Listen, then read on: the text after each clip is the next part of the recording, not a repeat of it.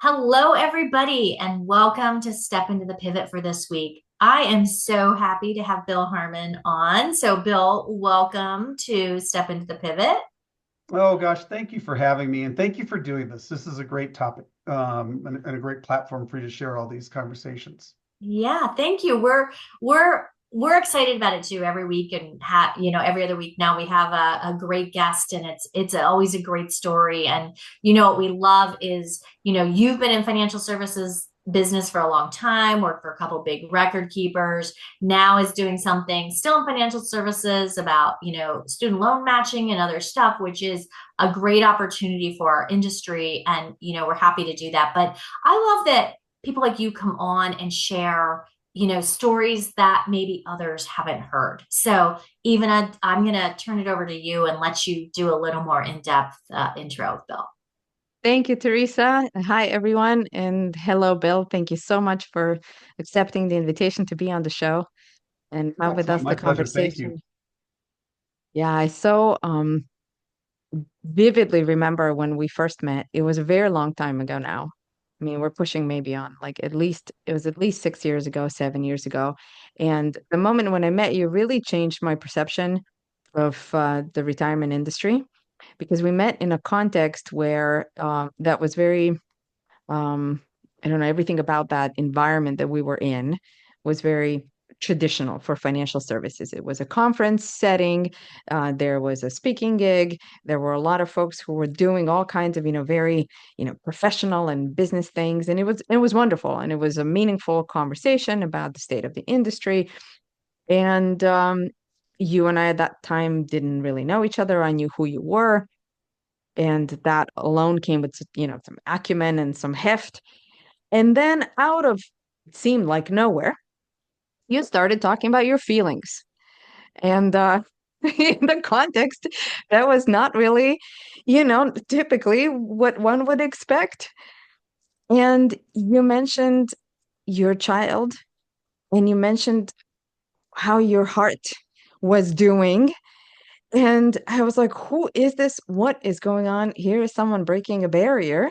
And other folks around us were listening and paying attention. And I will let you tell the story and I will let you share with us what you were hinting at that conference.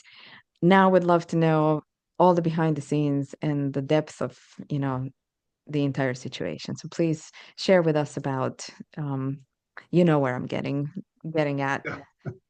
Well, I hope there was some natural transition for me to go ahead and share a story about my son rather than me just go to blurt it out.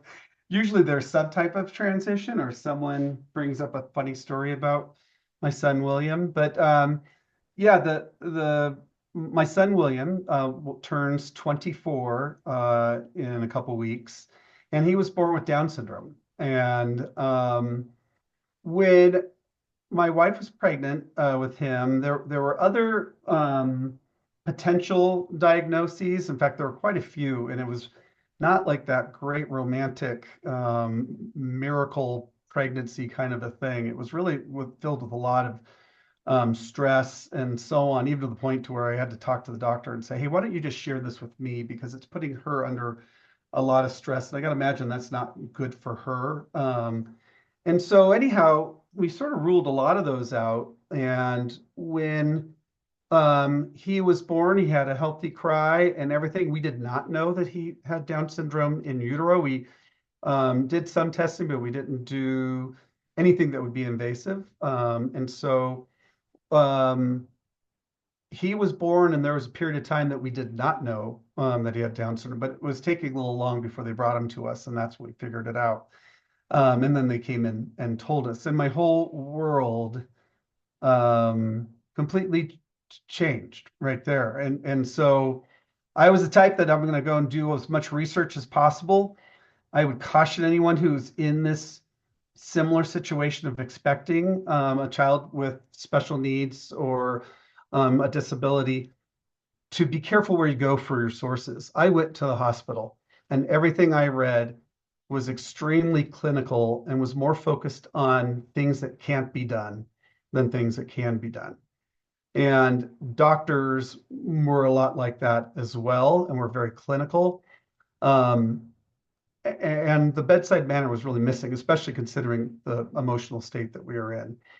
So that took a while for me to really digest. He wasn't, one of the symptoms of Down syndrome is low muscle tone. So he wasn't eating.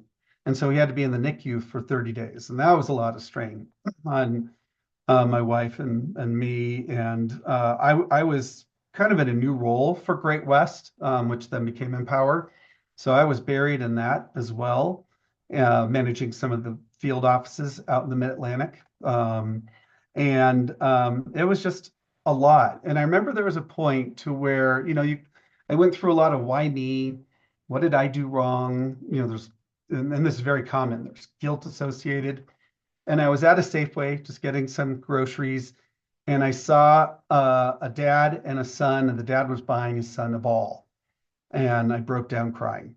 And I just thought I'll not be able to play ball with my son because of everything I read in the hospital, which was if you know my son, that couldn't be further from the truth. He is such an amazing natural athlete. Loves basketball, hits three-pointers all the time. He is the horse champion of the family. Everyone knows that. And so I just dwelled for a period on the negative until he proved me wrong. And he does. I don't even doubt him anymore. So there's no way to prove me wrong because he just surprises everybody. And he is an absolute angel on earth that has changed not just us, but really anyone he comes in contact with. Yeah, I love that you talked about a few things there that really hit home for me. One is about doing research when, somebody in your family is diagnosed or you're diagnosed with something, that some of that research is not good, is not what you should be hearing, is not, what you should be thinking. And then you talk to about, you only read about the negatives and not the positives. And you know, seem to realize fairly quickly that he's a positive for sure in your life, right? That's what I got from what you said. So I love that. How did that overall affect like your whole relationship with your wife, your family, your friends? I'm sure that there had to be a lot of stuff, a lot of moving parts going on when you found that all out, right? Yeah, there really is because you know, just I think we're about to be visited by him, as a matter of fact. Yes, we are. Would you like to meet William? We're just talking about you. Oh, yeah, This is Hey, William right here. Yeah. So All right, awesome. Hi, perfect William. timing. You'd be upping that. Uh-huh. Oh, Okay. I see. Okay, hey, Yes. can I come out and talk to you in a second? Because I'm doing a show right now. I just finished a piece of house from college. Oh, awesome. Tell me more when I come on up. Okay. This service is here for Mr. Justin for me. All right. All right. High five, buddy. So Love you. great to meet you. Thank you Yeah, for nice to stopping meet by. you. This service is here for Mr. Bob Horny. Okay, we'll say hi to Bob Horny too. Love you, buddy. Okay. Uh, he's done that before when I've been on a podcast. I love Perfect that. timing. That's about as natural, and it shows you the work from home environment that we're in. Yeah. But just having the challenges of having a first child, put strain on, a couple, and you're learning to adapt, and it's just defense and all of that.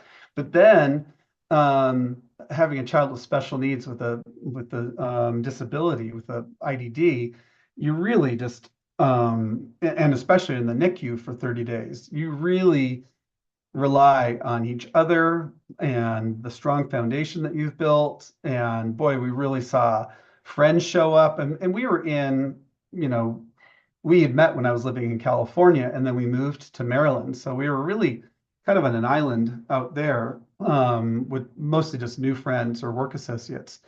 But we got a lot of reach outs, and one which really summed up the world that we were in is someone introduced us to a poem, and it was written by a woman who was one of the top writers for Sesame Street, and she had a child with Down syndrome, and it's called Welcome to Holland. And so in case anyone hasn't heard this, it's a great explanation. The whole premise is you're on an airplane and you're about to take off on your honeymoon. You're going to go to Italy because Italy has fast cars and all the art and the history and great food and all of that. But midair, the pilot comes on and says, change of plans, we're going to Holland. and you're really disappointed because you're not going to Italy and we're depending on it. But Holland is beautiful and it has, tulips and the art, and it's just a little slower pace than Italy, but it is beautiful in its own way. And we sent that out as our birth announcement cards.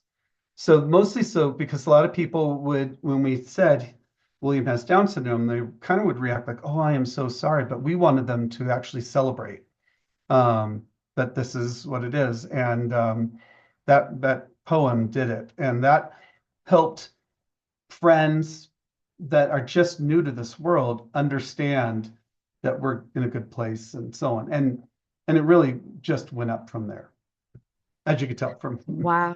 Mhm, Yeah, absolutely. What a beautiful way to consider it. I don't even want to say reframe it, but really to see it for what it is. Thank you mhm, for giving us yet another gorgeous metaphor to talk about the pivots, life pivots. It's interesting how many people have actually, offered their own versions of, of it.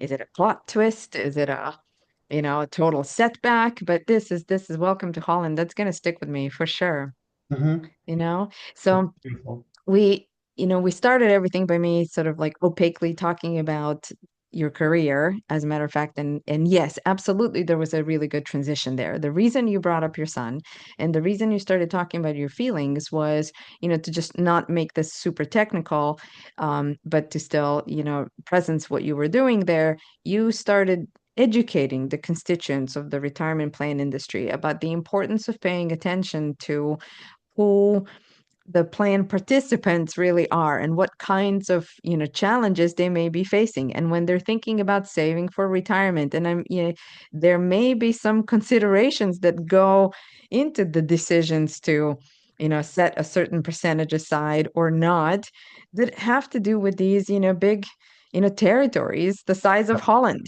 And can you say a little bit more about this entire experience? You mentioned that here you are in NICU situation, you're managing the big responsibility at work. Tell us more about your career in navigating Yeah, life with. and William was a big part of that, in that when he was born, we really wanted to be closer to our support system. And my family's in Southern California, my wife's family is in Boise, Idaho. And so um, I had I was doing some meetings, some advisor meetings, and someone from our home office came out, and William was just born, and I was telling her these stories and just, beaming when I did it. And she and I had just first met at that point. And she said, "Who is this person?" And just was really taken by how enthusiastic I was about this new world that I was in and so on. Well, wouldn't you know it, when Great West at that time was looking to create a separate 401k division, separate of the employee benefits division, the person that was looking to hire the leader of that asked her and said, "Do you know of anybody that would be great?" And because of that meeting, she recommended me. Meanwhile, my wife and I were looking to move to Arizona, and I was going to go back into sales, and just be closer to our support systems. And Charlie Nelson, who's been an incredible friend and mentor, and just a giant in the industry, flew down and said, "I want you to do this." And so that was really a big start, of which William was at the core of that. And so we did. And so I headed up the 401k division at Great West that became Empower. And at that time, I think we were the 35th largest, and then grew when I left Empower to, I think we were number three, maybe number two. So tremendous growth because of that one little meeting. And it was Yeah. great. And I think, what I often think that he really saved me in so many ways because of that Holland portion of it. It helped me slow down, and it helped me sort of breathe at a different cadence. I think I was wound pretty tight. I'm extremely competitive. I would manage like, we're going to win, we're going to win, we're going to destroy the competition and all of that. But I think that children in general help you realize that there's something bigger than that. But I think a child with Down syndrome, they are the just purest humans. And sometimes to a fault, he has no inner filter, as you could just tell right there. And he'll say whatever's on his mind, but he doesn't have sarcasm or cynicism or any of the, I think, ugly parts of me, because he's just pure and a hugger and all of that. And I think that that really slowed me down and helped me think of things bigger, as it relates to my career. And maybe then that was a piece of what you saw, which is probably when I was at Voya and I was doing a Voya Cares presentation. Yeah. There was a willingness to take a risk while keeping a higher perspective in mind. And you were using your own example to actually connect with others. So I also noticed that, you just gave us a really good example of authenticity and how authenticity works in the business setting. So being your authentic self in the small meeting led to some very interesting and, successes down the road. And, Yeah. thank you for that. You Yeah. never know when And, some of those the forks in the road. You never know when that's one of those moments, and that was one Yeah. of those moments. yeah. Well, and I was going to say too, as you were talking about that and how you affected your career, right? Like, he came into your life at the time, maybe when you needed it. Like I always say that sometimes people come into your life and then they may leave, a few years later, whatever that looks like. But sometimes people are put in your life for a reason. I mean, maybe you needed him there to help you slow down or help you, to help your career. So, are there other ways you think that he has changed your life over the years or changed you over the years that you want to talk about? Yeah, I think, for one, if I had a superpower, it would be to make everyone feel comfortable in their own skin.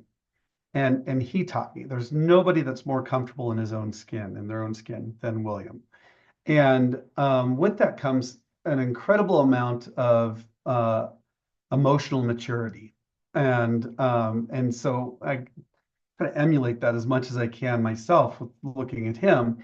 And I think that that emotional maturity carried into my career in the sense that, like, I think I always thought that there was, um, you go from a job to a career because you're passionate about what you do and so on. And then even I thought maybe there's another one where I think about legacy, like what do I want to leave behind? But then I even found more, and I think the combination of Voya and how they looked at Voya Cares, but other things bigger, that brought in a new word, and that was purpose. And so I became much more purpose driven, um, with William as sort of that foundation, and then applying it into business. And then that became, um, maybe to what you just said, Ivana, that it was a refreshing change and a level of authenticity for, a senior manager kind of a thing, for me to be like that. But I was very comfortable as before. I think I wouldn't have been as comfortable because you see that in a lot of these meetings, people have shells and are covering up any of their, blemishes, and I am what I am, Yeah. so yeah. Yeah, lots of masks, present in those circumstances. And I think that what you were just sharing, when you have someone who is so willing to have no filters, or perhaps there is just this is who I am and how I move through the world, they do set the tone. And perhaps you do still have to consider some of those filters in a context like, being a leader of a financial industry, provider company. However, that doesn't mean that you can't back it up with the energy of that. Like, no, really, here is who I really am. Really Yeah, cool. and I And took some people by surprise. They weren't really ready uh-huh. for a big giant dose of Bill Harmon, and whether that's positivity, authenticity, it could be all of that because that wasn't typical, at least there. And so I was kind of, it took a bunch of small doses of me to finally get used to who I am. Yes. That is, I think related to the fact that the Holland experience was not a one-time experience. So there Hmm. was the announcement that you made. It sounds to me like what you've been, what you've been through as a family has been a regular, like daily dose of, oh, we thought it was going to be like this. Now change of plans. Yes. We thought we were going to be like change of plans. I think that's a phenomenal training for anyone who is interested in any kind of a leadership position. Oh, we thought we are going to be doing this. Let's like plain reroute it, and we can still, have a really positive experience. Well, I think, Teresa, all this sorry. happened before the pandemic. And didn't the pandemic all change us? Everyone had to build a muscle to, number one, realize you're not in control as much as you try. And you're going to have to learn to be comfortable with being uncomfortable. And really how to pivot. My goodness, we've had so many freedoms Mhm. taken away from us during the pandemic. You have to really just learn how to pivot. I even shared with the kids that I said, hey, when you guys were born, here they are, they're all home doing school from home and all that. And I said, when you guys were born and you had that note tied to your toe, which was an instruction manual on how we're to be parents to you, there was no chapter on a global pandemic. So Dad doesn't have any answers. We're gonna just get together and figure this out, as we go. You guys in? I'm taking all good ideas because I have no practice on this one. And And I think that's what that we was all did. perfect. I think Yeah. you're entirely right, Bill. That's what we all had to do, right? We Mhm. had to figure out what the next step was, what was, and what I really love about what you said too is, it's almost like William has allowed you to be your authentic self a lot of times, right? Like it's something that even and I talk about a lot, and we've talked about a lot on this podcast. It's very important, that we can be that way, but it's really hard to be that way, right? It's really hard to show emotion or have the whatever that looks like. So, I really love that you're open to sharing that, and that, he seems amazing. It was awesome that he showed up during He the would have sat here the podcast. whole So time. I- you told him when to come in, didn't you? Didn't you? You would think, right? But he's done this several times. No, Happens to it know. it was amazing. It was amazing. So let's go ahead and wrap. We always ask a question at the end, how was this pivot a step forward? But I think what we'd kind of like you to talk about is, what advice would you have for others? Or, as far as this type of pivot in your life? Because I think you said it before, more people have these than we really think, and we don't know what's going on in their home life when we're talking about retirement plans or whatever it is we're talking about. So can you kind of wrap by giving us your best advice here?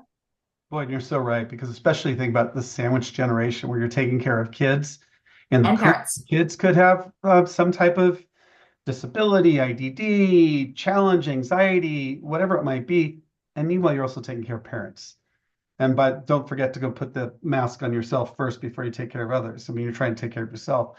So the advice I have to this very larger than what most people think, community, is to find community. Don't go about this on your own. I think there's a lot of people that we've worked with, a lot of new parents of a child with Down syndrome, and some of them want to go about it by themselves, or they're embarrassed, or they don't know. It's like, don't do that. There's such a great community out there. There's so many great organizations. Find those communities of whatever it is so that you can just talk, or hear from people that have gone before you, get recommendations to therapists, to doctors, to whomever it may be, but don't try to go ahead and kind of pave this trail on your own, because these communities are big, they're giving, they've been where you are. And while every child is different, there's a lot of similarities, particularly when it comes to care. And so I really would think this is the perfect time to build a very tight community, and then be part of it. Just the universe works, and we've just talked about this entire time. The universe works in very interesting ways. And when I said, why me? The reframing of that is because I deserved it. Like, and that was it. And that to me, like, is, wow, I guess I did something right, because I was, gifted this incredible human being that has changed everyone around him. And I think that takes a while for people to get to that reframing, but hopefully they do get to that reframing. It feels really good when you get to that point. The amount of love that we just felt on this show when your son walked through the door and, and just contributed to raising the vibration of the whole experience. Thank you for that. And it wasn't lost on us that you referred to him as an angel and a gift, and that, again, the incredible, you talked about like the tight community, and through that, having a sense of expansion. That is really beautiful. And thank you also for inviting folks to contribute, because there is a reciprocity that you want to be, experiencing when you engage in community. Don't do it alone. And also, show up and contribute. You can't do that without being vulnerable and without sharing. So thank you so much for being willing to share with our community of pivoters, which I would say includes everybody, because everyone's had some kind of a trip to Holland that they've had to take in their life. And we deeply appreciate you at least scratching the surface here with us on this, profound story. Yeah. Absolutely. Thank you so much for having me. And again, thank you for using this platform to go ahead and share some of these stories. I think people really need them. Yeah. We could feel the love, and so this was an amazing conversation. So thank you, Bill, so much for being with us today. We truly appreciate it. Thank you to everybody who's listened today. We're happy to have you as pivoters. And remember, if you have a pivot, step into it.